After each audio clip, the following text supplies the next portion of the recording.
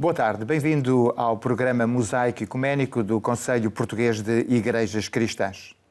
Hoje temos em estúdio a pastora Maria Eduarda, ela é a secretária-geral da Igreja Presbiteriana e com ela, por breves minutos, vamos falar um pouco sobre a atualidade da Igreja Presbiteriana.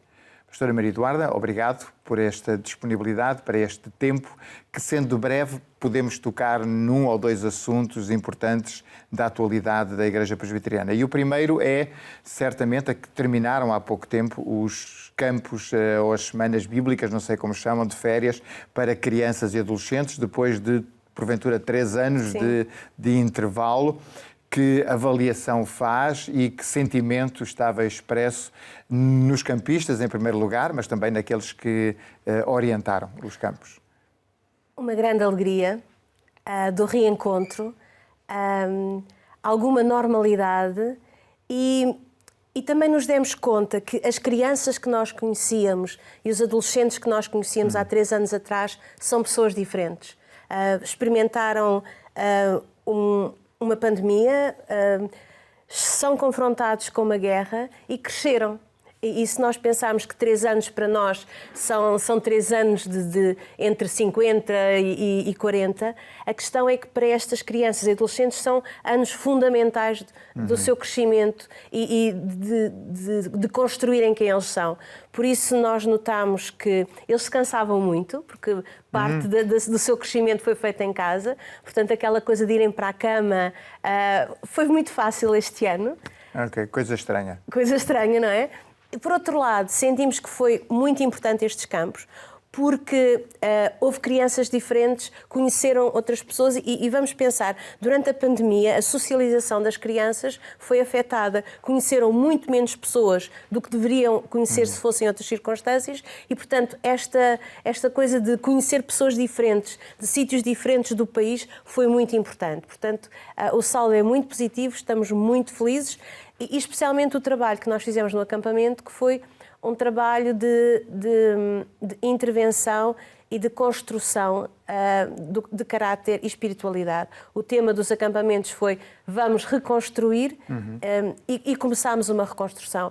Percebemos que tanto as crianças como os adolescentes foram muito afetados pela pandemia e pela guerra. Têm falta de esperança. Sentem que se calhar não vale a pena tentar e sinto que é uma geração que precisa de receber alegria e esperança. Em termos de organização do campo, notou-se que, para além do programa, foi mais importante haver espaço para resposta às inquietações, às perguntas? Sim, muitas vezes o programa não foi seguido, especialmente com os adolescentes. Percebemos que eles precisavam de ser escutados, que precisavam de falar, porque foi muita coisa para processar. Portanto, nós tínhamos muitos adolescentes entre os 12 e os 14 anos, o que significa que no início da pandemia eles seriam crianças. E eles começaram a ser adolescentes no meio da pandemia e apanharam uma guerra. Tudo isto é muita informação e muito sentimento para processar, sabendo que os próprios pais e os próprios avós se sentem também desencorajados e com falta de esperança e muitos estão deprimidos. Vamos a um segundo aspecto da vivência das igrejas e certamente da vivência da Igreja Presbiteriana também. Obviamente ficamos felizes porque os campos voltaram e é uma realidade que queremos ver continuar no futuro. Uma das experiências que estamos certamente a sentir na vida da Igreja é o acolhimento da imigração. Que desafios isso tem lançado no contexto da Igreja Presbiteriana? Grandes desafios, porque em Portugal existe esta coisa, o Portugal não é um país racista. Nós damos muito bem com outras culturas. Não é verdade. É verdade que não temos uma luta racial, que não é uma coisa que seja uma coisa forte no sentido de guerra, mas há muito dentro das pessoas o medo e a rejeição daquilo que é diferente.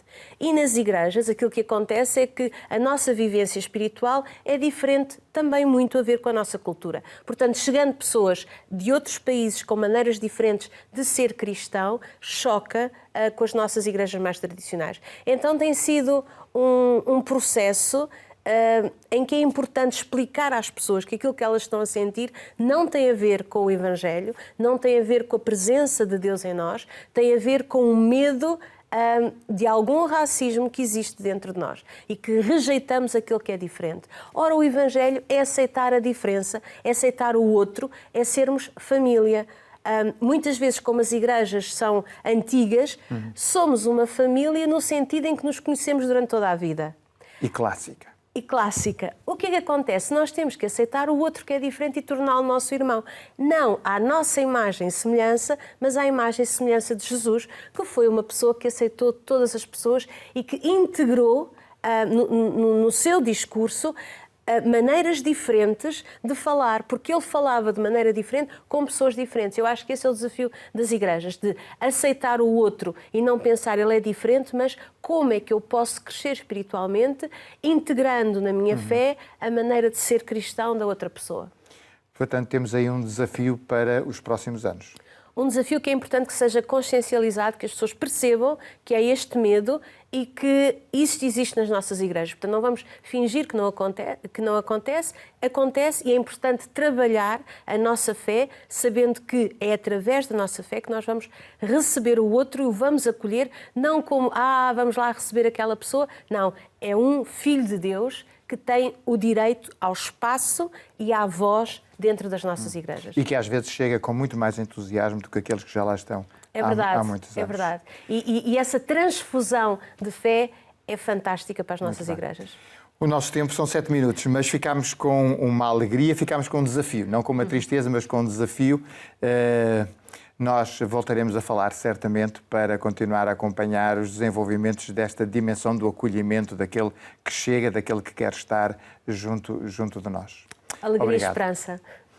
O nosso programa chega ao fim. Nós voltaremos a estar convosco em breve. Até lá, o nosso desejo, fiquem bem, fiquem com Deus.